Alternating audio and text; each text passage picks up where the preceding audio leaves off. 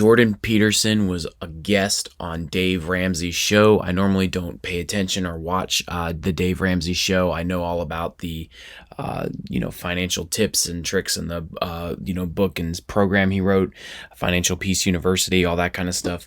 But it's just something that I haven't tuned into much as far as the Dave Ramsay podcast and different various shows on his network. However, this video is now making the rounds, and I found it to be very, very insightful.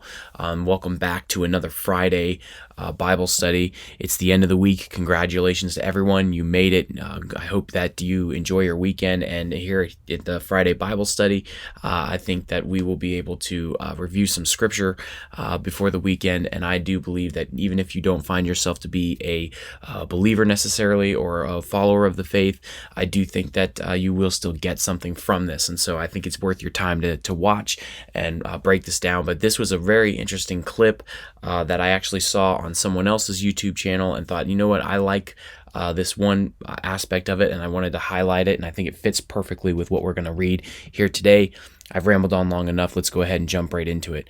You guys are going to like this.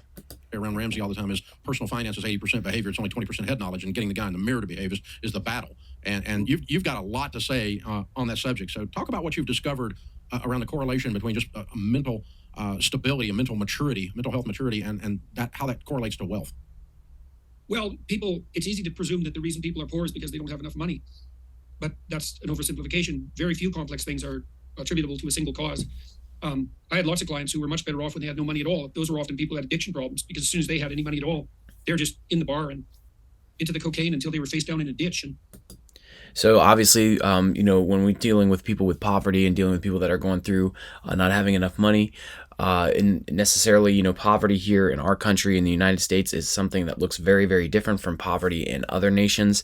But I don't think he's really necessarily making a correlation between like homelessness and extreme cases of poverty. However, it is difficult to say, to narrow something like that down to just one thing.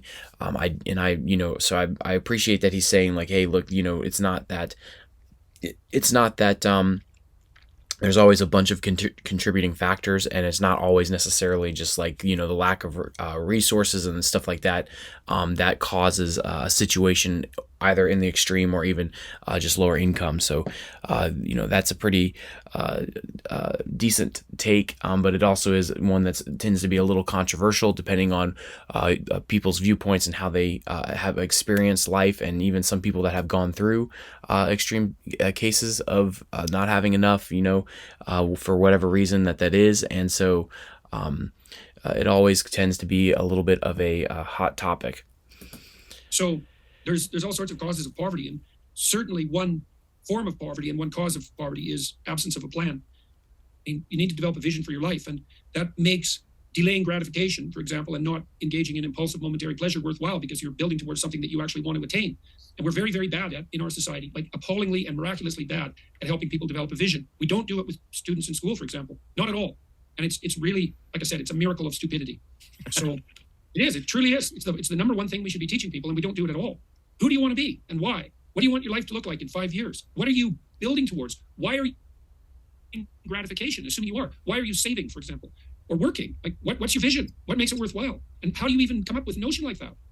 And the strange thing is when you have a vision that's very, very clear in high definition, burnout just kind of goes away. You get tired. Like, your schedule has been horrendous, but you're not burnt out. You're probably tired, but you're not burnt out. Yeah, well, look, all the positive emotion we feel, that except for the type that is just the consequence of basic satisfaction, the sort of satisfaction you might have after a big meal, all the enthusiasm and excitement and hope and curiosity, essential meaning in life, all of that is experienced in relationship to a goal. When you see yourself moving towards a goal, then you're inspired. You have hope, you have enthusiasm, you have energy. You can communicate effectively and enthusiastically. No goal, you have none of that. No vision, no goal. So you're not going to get tired and feel, what would you say, hard done by, if your sacrifices and the difficult things that you're endeavoring to do are clearly worthwhile by your own definition.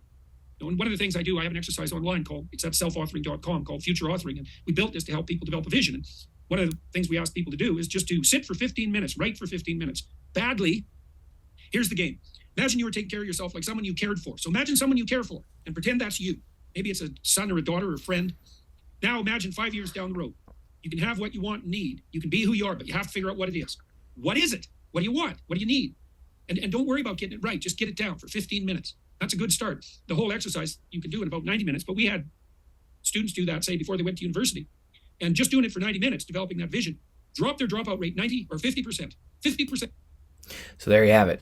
Very, very interesting situation here where he talks about and touches like delaying self-gratification and how that's all tied into having a goal and being able to have a vision to work towards, and that ability to delay self-gratification is inherently a domino part of the domino is not really a good word for it, but a link in the chain that is having that vision to drive your life.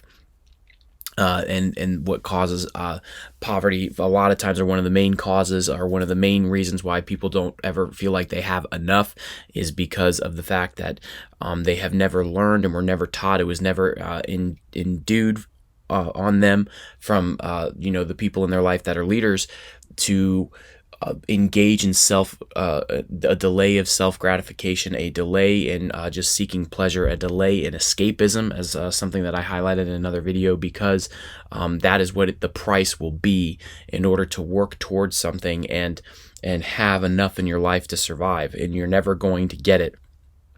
Nowadays, you're never going to get it from just having one single job most of the time, unless you go to like university and you climb the ranks and you take on and eventually become or come out of that place with the ability to land some sort of high-end, high-paying job. But for most people, even going to like a community college or a technical college, or some people who are like going to just going right into the workforce most of the time, and not all the time, but most of the time, you're not going to be able nowadays to really work just that one job and make it and have enough. And that's been a big complaint, especially for my generation, even going into the younger generation now, millennials onward, of not being able to make enough from your one job in order to live the lifestyle that most would say is not necessarily like trying to live lavishly, but just trying to make it and come alive. Now, I want to say a caveat to this, because I do understand that there are situations where people are facing poverties at a level where even if you say, well, you just need to stop living in self gratification, you need to start learning how to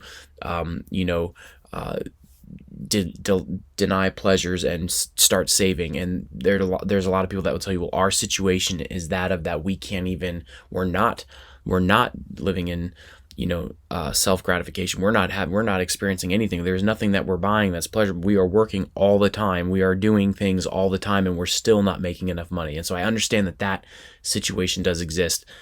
So it's a very nuanced conversation in that you want to be able to have it where you don't offend people, and people need to also be able to have the conversation where they acknowledge that, they understand that it's been acknowledged, like this is not a blanket situation. And so you have to be able to have this conversation honestly and look at what is the overall situation. And so I would ask, and I would say, if you are in a situation where you don't feel like you have enough, is there anything in your life that you are making time for? Because sometimes it doesn't translate all the way into, hey, I don't have enough money. I can't save because I don't have enough money, just because I'm trying to pay my bills. But it's like, yeah, but you do come home all the time. And when you come home, you sit around and play video games. And it's like, you're not doing anything to better your situation. You're engaging in escapism. So, like maybe instead of coming home and playing video games, you get another job. You start grinding and putting in the work to get educated in something. You learn all those are things like that you start doing, like start taking steps to make your situation better. If you're not going to take the steps to make your situation better, then I don't think that you have a right to complain in the way that in the way that some people do, and say, well, it's not fair that you can't make it off of one job nowadays in this country. Well, it's like, yeah, but you're only working like 30 hours a week, 25 hours a week. And it's like, well, it's not fair that you have to work 40 plus hours a week. Well, life isn't fair. Like it just is what it is. Nobody, if you rewind the clocks, as they say, well, if you rewind the clocks back to, when people were homesteaders and they had farmers and ranchers, and it's like, listen, those people work 7 days a week. If you have a farmland on your property, or you have cattle or animals on your property, you're working 7 days a week. You're not working 4 days a week and taking the rest of the days off and, oh, it's such a relaxing life. No, they work 7 days a week. They get up at the crack of dawn to take care of their animals and to take care of their farm, and they work. It's back-breaking work. So I don't understand where any of that thought process comes from. I've never lived on a farm. I've never worked on a farm or a ranch, but I was very, very lucky and loved early on in my career. One of the things that I did was I worked directly with farmers and ranchers a lot of times in rural areas of the country in order to do insurance products, and that was the primary base of our customer base and where we worked. And we designed insurance products that were meant for areas that didn't have great access to healthcare.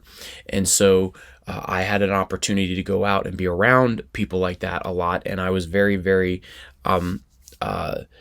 humbled. And because, because you being around it enough, going on trips, being out there for weeks at a time, you'll see how difficult the work actually is. And it's very, very difficult. And those people work very, very hard. So, all that being said, I'll take that right to our Bible verse today, which is in Proverbs 6. We've been going through each chapter of Proverbs 6 through 11. This is in the ESV, and I hope you get something from this, but it says, "Go to the ant, O sluggard, consider her ways, and be wise. Without having any chief, officer, or ruler, she prepares her bread in summer, and gathers her food in harvest. How long will you lie there, O sluggard? When will you arise from your sleep? A little slumber, a little folding of the hands to rest, and poverty will come upon you like a robber, and want like an armed man." And, sometimes it hits pretty hard. It's very, very in your face. She prepares her bread in summer and gathers her food in harvest. I love that in this verse, what the author is insinuating here, the fact that she prepares her bread in the summer shows you that during the times and the seasons where the ant saying, hey, look, in your giant cosmic universe, in all the things that you have going on, look at this tiniest example, this just insignificant thing that you walk over all the time, or when you were a kid you would kick the anthill, or shoot it with burn it with a magnifying glass up against the sun, all the weird things kids do now with anthills and all that kind of stuff. But consider this little ant and look how even this tiniest example of creatures on this earth, of something living on this earth, is in tune with the fact that they have seasons where they have to do hard work and prepare for what's coming, and they're not slackish, they're not sluggish, they don't waste time during those seasons folding their hands, sleeping, practicing escapism. They know that in that season they have to do the work. So even in that smallest example, what's your excuse? It's essentially what's happening. And a little bit of escapism, a little bit of folding of the hands, a little bit of choosing in the times where you should be working, and the times where you should be moving, and the times where you should be moving in a direction, just a little bit of that, and poverty will come for you like a robber, just completely rob you of your future. But that thing, even she prepares her bread in the summer, that she is able to recognize that there is a season in the summer to work and do the things that need to be done. Prepare the bread, get ready in summer. Why? Because in winter, you'll have enough. In winter, you'll be able to store up and survive the seasons of lack, the seasons of need, the seasons where it's difficult to go out and find something. It gathers her food in the harvest. And basically what this is saying is during the harvest time, that's one of the hardest seasons of the year to work. You have to work really, really hard. She gathers her food in the harvest and has plentiful. So in those times and seasons where there's nothing to be had, there's nothing to be harvested, there's food in her den, and she's able to survive. and a little bit of slumber, a little bit of lack, a little bit of escapism, you engage in that, and you will not be able to make it. You will not be able to do this. Poverty will come for you upon you like a robber. A robber is not fair. A robber breaks in, a robber steals, a robber destroys your life completely, and that's exactly what this is warning about. Very straightforward, very basic, and I think it ties in perfectly with what was being said here in this video here this morning. Jordan Peterson talking to Dave Ramsay, which is such a weird combination. I would never picture that combination happening, but clearly it was a good combination. I mean, that was a very insightful clip. I would definitely suggest you watch it some more. If you can find it, it's just type in, what I did is I just typed in Jordan Peterson and Dave Ramsay and it popped up. So, but yeah, I think that it's a good principle to have and something that we need to remember, in the fact that even in my situation where I would say, well, I don't practice in escapism. I'm not constantly trying to run away from my responsibilities. However, though, I will tell you that it's something that you always have to stay in front of. It's something, I just find this to be true even of myself, and maybe you're not like this, but it's something that I think I have a tendency to want to escape. I know that I'm not, like, I have over the years created or forced myself, let's say it that way. I forced myself to be a systems and processes oriented person and to engage in discipline in my life, because I'm naturally not disciplined. And what I mean by that, I mean that, like, I'll just give you an example, like my eating habits. I think that no matter how old I get, no matter how long that I eat healthy, I will always have to have some sort of unit of measurement. Like I, count my calories. And that's what I'm doing right now is I count calories, and I use the FitnessPal app to count calories. Like I will always have to do that because for whatever reason, I am that kind of person that's like, hey, I just had a piece of cake and I'd love to have another slice of cake. I mean, that's just kind of how I've always been. And so I recognize that about myself, and I recognize that I need to be, I'm going to need to have that unit of discipline. I need that. And I know, like, even with like my calendar at work, I'm not the kind of person that can come in and say, okay, off the top of my head, I need to do X, Y, Z today. No, I talked about in another video, like I have a to-do list set up on my calendar every day that, okay, I need to go down that list and I need to see what I'm doing. And over time, I don't know if this is just my own personal struggles or that I have to deal with, but I've noticed that over time I tend to veer off and I tend to like become a little bit more sluggish and slack. I'm constantly battling with my own laziness. I feel like it's a constant battle with my own laziness, my own sluggish nature. Like I go jogging typically a bunch of times out of the week, trying to get healthy. I'm not, I've got a long way to go. I'm trying to get healthy. I'm trying to stay healthy. And then, I'll get to a place for whatever reason, I'll be doing good, but then all of a sudden I'm like, I don't feel like doing this. I don't need to go jogging today. I can skip it. I just want to sit on the couch and drink coffee.